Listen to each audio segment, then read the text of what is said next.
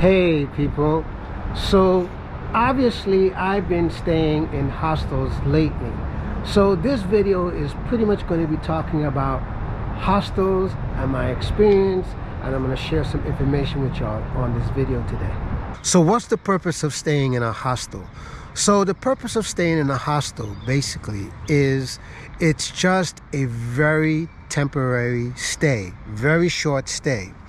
So the difference between staying in a hostel versus staying in a hotel is simply that with a hotel, you don't have any restrictions in terms of how long you can stay for as long as you're paying.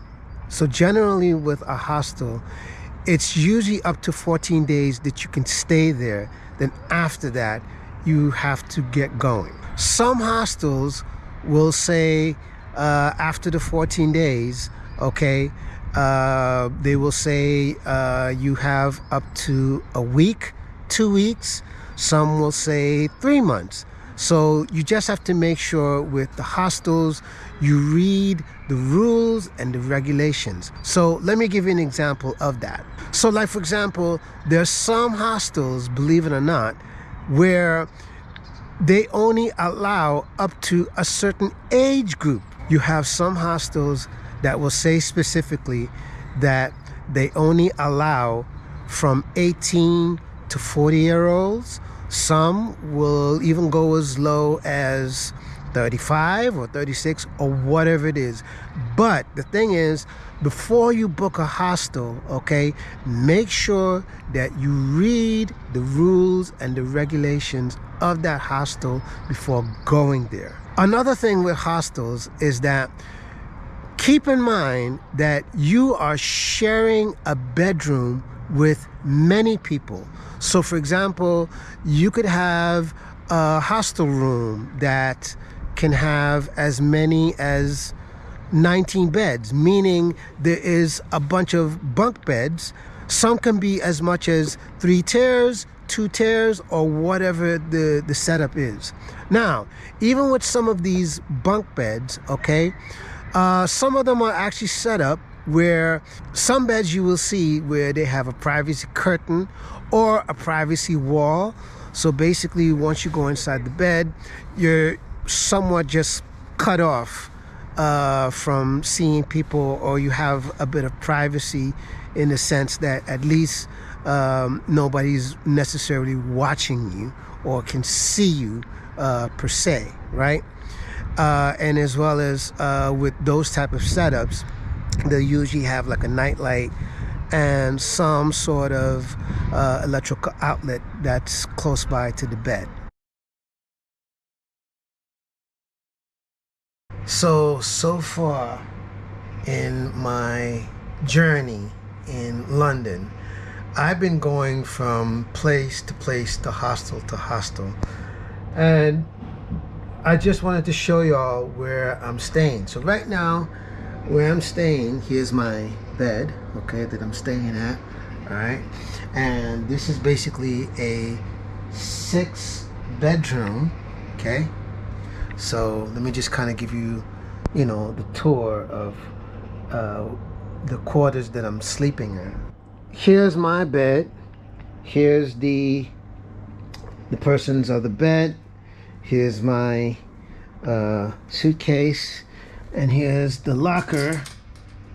Okay, this is where you can put your things in, and I have my own locker right there. Okay, and then of course everybody has their own sleeping quarters, and then you know you can put stuff on the shelf, things like that. All right, and then of course this is where the entry is.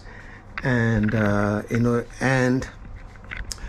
in order to get in this place, you need basically a key card, especially to get into certain areas in as well. So, oh, and let me show you another thing. So obviously this has a sink and a mirror, okay, so you know that's pretty convenient. And then of course there's soap in there and things like that. Then there's some outlets. And then each bed also, as you can see with each bed, has outlets, and also USB, and then you can turn on the light, and as well as you can turn on the power right over there. Okay, and obviously this is my bed where I sleep, and then this is basically the window.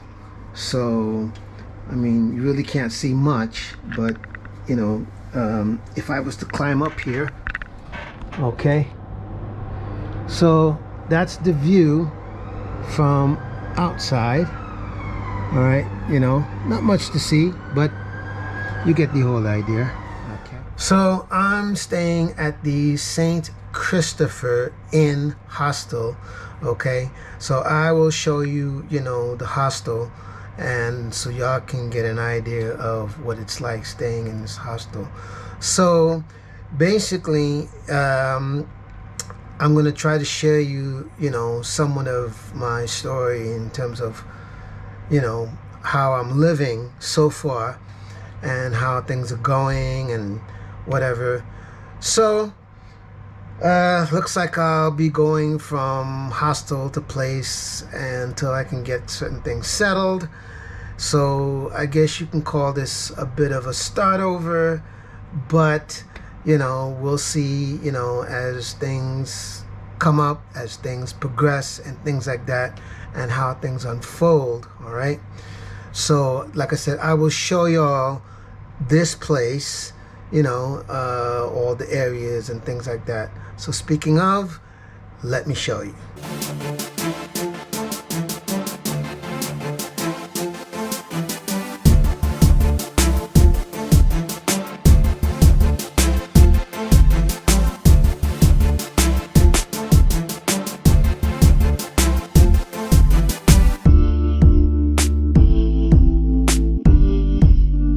So let me show you what the toilets look like.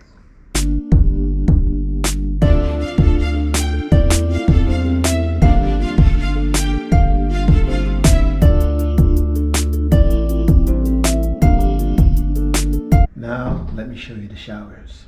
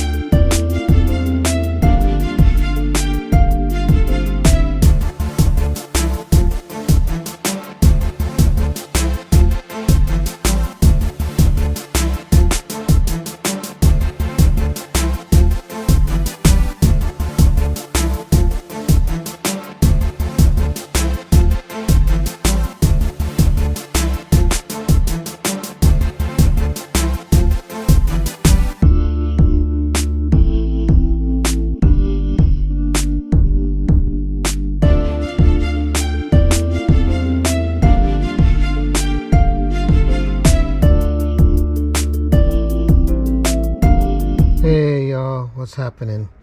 So I'm here at the Queen Elizabeth Hostel, okay, here in Fulham, okay, and so I'm gonna be here for maybe 2 or more nights. Let's see what happens. All right, so just wanted to, you know, show you my journey while I'm out here in London, or England rather.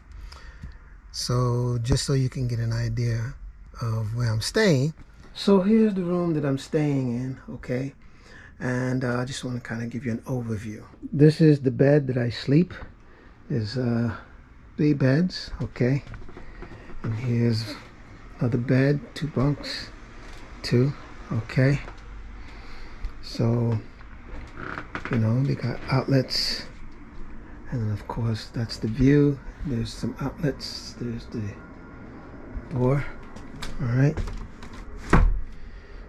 And then, you know, you can turn the light off or on. Pretty cool.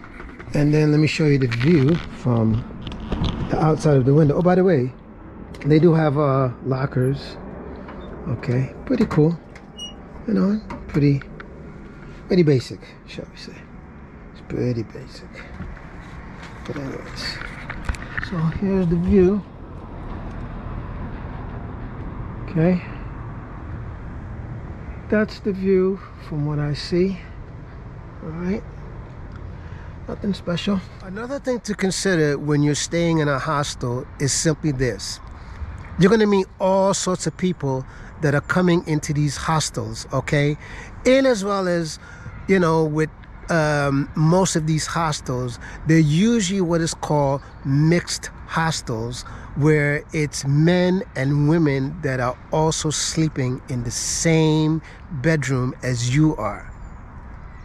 Another thing to consider while staying in the bedroom with many people is that you're going to have all sorts of personalities, all sorts of sleeping habits, meaning some people are going to snore, some people are going to sleep in a certain kind of way, or sometimes you're going to come into a situation where some people just want the window open.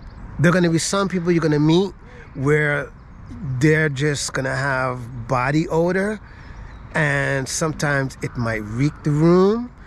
And, you know, sometimes you'll just have to go and get some air freshener, just spray the room, just to kill that smell, and then everything is okay. Also, sometimes there are going to be times where you are going to come into the room at a certain time, generally, you know, on a later time, and people just want the lights off, and you might need the light on, and for some people, depending on the setup, that might disturb somebody. But the main thing is this: as long as you have respect for everyone and they have respect for you in as well, then everything is fine. It's not a problem. Generally, when you have a situation where you're staying in a hostel, and especially if you're staying for more than a couple of days, where at least, you know, the people get to know you, you kind of get to know them and their habits, then people generally tend to, you know, kind of look out for you, and as well as you look out for them. So you kind of look out for each other more or less. And at least it makes it a little bit more easier in that sense, where you know each other well enough to say, okay, this is what it is, this is what it's not, and you know how to navigate with each other, so that at least you're not getting in the way of each other. At least you know, okay, this is what I need to do, or this is what I not need to do. Generally, with most hostels, the prices obviously are going to be a lot cheaper than it is staying in a hotel. So it can start, for example, as low as £10. It can be 12, it can be 20. Whatever the rates are at that time. So always check for the rates, because they can also fluctuate, where they can go higher or they can go lower. So always check for the rates in terms of the hostels. So what determines the price of a hostel? So it's usually going to be the setup of the hostel, the area of the hostel, and as well as the reputation of the hostel that's going to determine the price. So give you example, like there are going to be some hostels where they offer a wide variety of things, like for example, there could be a co-working space, they have a full kitchen and everything is brand new, or it's modern, or, you know, the way the setup is, it's a very nice place to stay, and it's very clean and it's comfortable and all of these things, okay? Or it could be, even if they have all of these things, but at the same time, the location of the hostel can also be the determining factor of the price. There are going to be some hostels actually that will even offer breakfast in the morning, and you just pay a very small price for the breakfast, and it's pretty much, you know, like a buffet style where it's all you can eat and drink in terms of what they have to offer. Some hostels you go to, they have vending machines. Some, you know, obviously will have just the basics like a microwave and a coffee maker, and just enough where it's just the basics. Some will even have full kitchens, like I'm saying, where there's the oven, there is the stove, there's the fridge, there's everything that you would possibly need, including the pots, the pans, and the silverware, glass, cups, you name it, that you would need to prepare a full meal, in as well as you can buy groceries and you can keep it in the fridge and all of these things, or rather all of these amenities that it comes with while you're staying at the hostel. Generally, with most hostels, the checkout is at 10 in the morning. So speaking of people, one of the cool things I have discovered about with hostels is that you tend to meet all sorts of people from all sorts of walks of life. And generally, if, you know, they're pretty much approachable, where you can start a conversation, or it just happened to be, you know, by circumstance that you're talking, you tend to, you know, build up a nice network of knowing people and getting to know their situation, getting to hear their stories, and even making connections where it could be in your favor by meeting this person and talking to them, and maybe they can offer something, or maybe you can do something for them, or maybe it's just simply going to be the next friend that you end up meeting or making while being there. So if y'all are deciding to stay at a hostel, okay, generally you can go to booking.com, you can go to Hostel World, and there's quite a few sites like this, okay, where you could just simply look up hostels, or you can simply Google or do a search for hostels, and hostels will come up in the search, where you can check them out and you can do the research, and you just take it from there. So for those of you who are wondering, how come I'm still staying at a hostel, okay, I will put the link in the description for the video where I talk about me basically being homeless in London, so that you get the explanation, or at least get the gist of why I'm staying in hostels for now. So if you would like to contribute to me staying at a hostel or at a hotel, which will be a lot better, obviously, okay, you can go to my PayPal link. The link will be in the description for you to go and do so, okay? And if you would like to do that, I would greatly appreciate it. I'll even do a video in your name. I won't put your government name, but I will definitely do a video where I'm in that hotel, so that I can show you my experience staying in that hotel, all right? And whatever else I can, you know, cover for you, okay? But also another thing I need to mention is that I have a goal that I'm trying to attain, that I'm trying to get out of London and move to another country. So in order for me to do so, I'm asking humbly for your help, okay? So basically my goal is to get 2,000 people to at least contribute £2 to just simply buy me a coffee, okay? If you want to buy me many coffees, you can do so, okay? The link will be in the description to go and buy me a coffee to contribute to my goal of leaving England and moving to another country for a much better life, and to just simply start over. If you have not subscribed to my channel, please subscribe to my channel.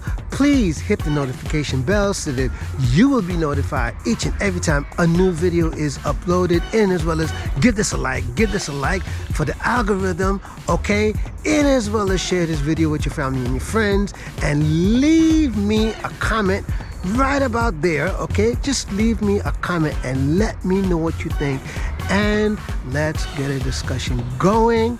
All right, so as always, booyah!